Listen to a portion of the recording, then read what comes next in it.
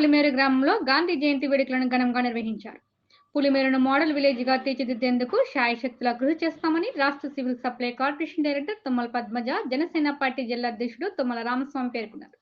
ముందుగా గ్రామంలోని జాతిపిత మహాత్మా గాంధీ విగ్రహానికి పూలమాలలు వేసి ఘనంగా నివాళులర్పించారు. గాంధీజీ కలలను కన్న గ్రామ స్వరాజ్యం కోసం ప్రతి ఒక్కరూ పాటుపడాలని వారు పిలుపునిచ్చారు. ఈ సందర్భంగా పేదలకు తుమ్మల రామస్వామి, పద్మజ ఆధ్వర్యంలో దుప్పట్ల పంపిణీ కార్యక్రమం నిర్వహించారు. ఈ కార్యక్రమంలో మాజీ సర్పంచ్ తుమ్మల సూర్యనారాయణమూర్తి, తుమ్మల నాని, తుమ్మల ప్రసాద్‌తో పాటు పెద్ద సంఖ్యలో గ్రామస్తులు, అంగన్వాడీ కార్యకర్తలు, ఆశా వర్కర్లు, గ్రామస్తులు పాల్గొన్నారు. ఈరోజు ఒక మహిళగా నేను వచ్చి పనిచేశాను అంటే దానికి నా కుటుంబం ఇచ్చినటువంటి బలం. ఈరోజు నా కుటుంబం లేకపోతే ఈరోజు నేను ఈ రకమైన స్థాయికి నేను వచ్చేదాన్ని కాదు. తుమ్మల వారి కుటుంబంలో నేను ఒక కోడలుగా నేను రావడానికి నా పెద్దలు నాకు సహకరిస్తే ఈరోజు నా యొక్క ఇష్టాలని, అభిప్రాయాల్ని గౌరవించినటువంటి కుటుంబం మా అత్తయ్య గారు అవ్వచ్చు, నా భర్త అవ్వచ్చు, నా పిల్లలు అవ్వచ్చు, అలాగే నా కుటుంబం అంతా కూడా నాకు సహకరించింది.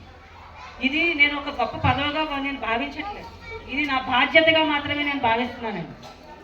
రాజకీయాలు అంటే ఈరోజు ఏదో ఒక సోషల్ స్టేటస్ కోసం అనే ఉద్దేశంతో నేను ఈ రాజకీయాలను నేను అడుగుపెట్టలేదు. ఏదైతే నరేంద్ర మోడీ గారి యొక్క స్ఫూర్తి ప్రేరణతో నేను ఒక ఆర్ఎస్ఎస్ సిద్ధాంతాలకి నేను ఆకర్షితురాలే, ఒక హిందూ ధర్మానికి, ఒక సనాతన ధర్మాన్ని నేను దృష్టిలో పెట్టుకుని ఈరోజు పవన్ కళ్యాణ్ గారు సనాతన ధర్మం కోసం పోరాటం చేస్తున్నారు. నేను కూడా ఆయన యొక్క ఆశయాలు ఏవైతే ఉన్నాయో వాటిని నేను పూర్తిగా తీసుకుని మాత్రమే నాకు ధర్మరక్షణలో పరిరక్షణకు భాగంగా నేను ఈరోజు భారతీయ జనతా పార్టీని నేను ఎంచుకోవడం జరిగింది. దానిలో కార్యకర్త స్థాయి నుంచి నేను పనిచేస్తూ ఈరోజు నేను ఎన్డీఏ కూటమిలో ఈ పదవి రావడం అన్నది నేను ఒక గురుతుల్యమైన బాధ్యతగా నేను భావిస్తున్నానండి. నరేంద్ర మోడీ గారి యొక్క ఈ కాన్సెప్ట్ ఈరోజు దుప్పట్లు పంచిపెట్టాలంటే రాజకీయాలంటే ఒక సేవా దృక్పథం, ఒక పోరాటం, ఇవన్నీ ఉండాలండి. అవన్నీ ఉంటేనే జరుగుతాయి. నరేంద్ర మోడీ ఒక చిన్న కార్యకర్త స్థాయి నుంచి ప్రధానమంత్రిగా 3 సార్లు ఆయన ఎన్నికయ్యారంటే ఆయనకి సమాజం పట్ల ఉన్నటువంటి అవగాహన, భారతదేశాన్ని ఒక గొప్ప స్థాయిలో ఒక విశ్వగురు స్థానంలో ఉంచాలన్నటువంటి ఒక ఆలోచన, ఈ ఆలోచనతో మాత్రమే మోడీ గారు పనిచేసుకుంటూ వెళ్ళిపోయారు. నిజంగా ఆయనకి ఎవరూ లేరు. ఈ దేశాన్ని ఒక తన కుటుంబంగా భావించి ఈ దేశానికి నేను ఒక సేవకుడికి మాదిరిగా ఆయన ఒక్కరోజు కూడా సెలవు తీసుకోలేనటువంటి ఘనత నరేంద్ర మోడీ గారు. నరేంద్ర మోడీ గారి పుట్టినరోజు సెప్టెంబర్ 17 జరిగితే మన జాతిపిత అయినటువంటి గాంధీ గారి జయంతి 2వ తారీఖు. ఈ 15 రోజుల పాటు సేవా కార్యక్రమాలు చేయాలనే పిలుపుని మాకు కేంద్ర పార్టీ ఇస్తుంది కాబట్టి దానిలో భాగంగా ఈరోజు మేము ఈ దుప్పట్లు పంచే కార్యక్రమాన్ని చేస్తున్నాం. ఇటువంటి కార్యక్రమాలు అన్నవి మనం చేస్తూ సమాజంలో ఒక స్వచ్ఛతా సేవ అన్నదే నిజమైనటువంటి రాజకీయ నాయకులు పొందవలసినటువంటి లక్షణాలు.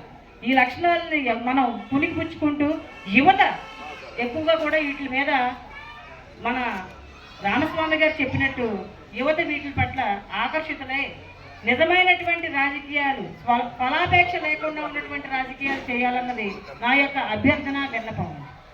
ఒక మహిళ బయటకు వచ్చి పనిచేస్తే ఎలా ఉంటుంది అన్నది నేను నిజంగా ఆయన అన్నట్టు ఎన్నో ఆటుపోట్లను నేను తట్టుకొని ఈరోజు వెళ్ళగలిగాను అంటే నాకు నా పార్టీ ఎంతో సహకరించింది. కార్యకర్త స్థాయి నుంచి కూడా ఈరోజు నేను పనిచేస్తూ నేను పార్టీ ఇచ్చిన పనిని ఏ పని అయినా కూడా అక్కడ కార్యకర్తలు ఉన్నా లేకపోయినా కూడా నిబద్ధతతో పనిచేయడం నేను అది విధిగా పెట్టుకుని 24/7 నా పార్టీ కోసం నేను కష్టపడ్డాను.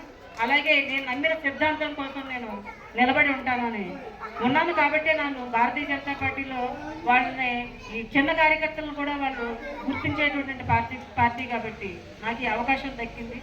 మీ అందరికీ కూడా చెప్తున్నానండి, మన గ్రామానికి నా యొక్క కార్పొరేషన్లో ఉన్నటువంటి పరిధిలో మన గ్రామానికి మనం న్యాయం చేసుకుందాం. అట్లాగే ఈరోజు రేషన్ బియ్యాన్ని నరేంద్ర మోడీ గారు మీకు ఫ్రీగా ఇస్తున్నారు. అందరికీ ఇస్తున్నారా అమ్మా? మీకు బియ్యం ఇస్తున్నారా? మోడీ గారు, నరేంద్ర మోడీ గారు ఇప్పుడు ఎన్డీఏ గవర్నమెంట్లో ఇప్పుడు చంద్రబాబు నాయుడు గారు, పవన్ కళ్యాణ్ గారు అందరి యొక్క సారథ్యంలో ఈరోజు మీకు ఫ్రీ రేషన్ ఇస్తున్నారు. ఆయుష్మాన్ భారత్ ద్వారా ఈరోజు 75 సంవత్సరాలు లేనటువంటి వృద్ధులకు కూడా ఇక్కడ అనేక మంది వృద్ధులు వచ్చారు.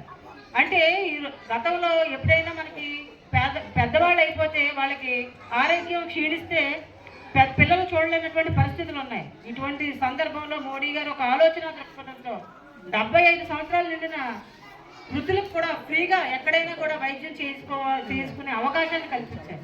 ఇది కూడా మీరు అందరూ నోట్ చేయించుకోండి. ఎందుకంటే మీరందరి యొక్క ఆశీర్వాదంతోనే ఈరోజు భారతదేశం సుభిక్షంగా ఉంటుంది. ఈ దేశానికి పెద్దలు యువత ఎంత అవసరమో అలాగే వృద్ధుల యొక్క ఆలోచనలు కూడా చాలా అవసరం.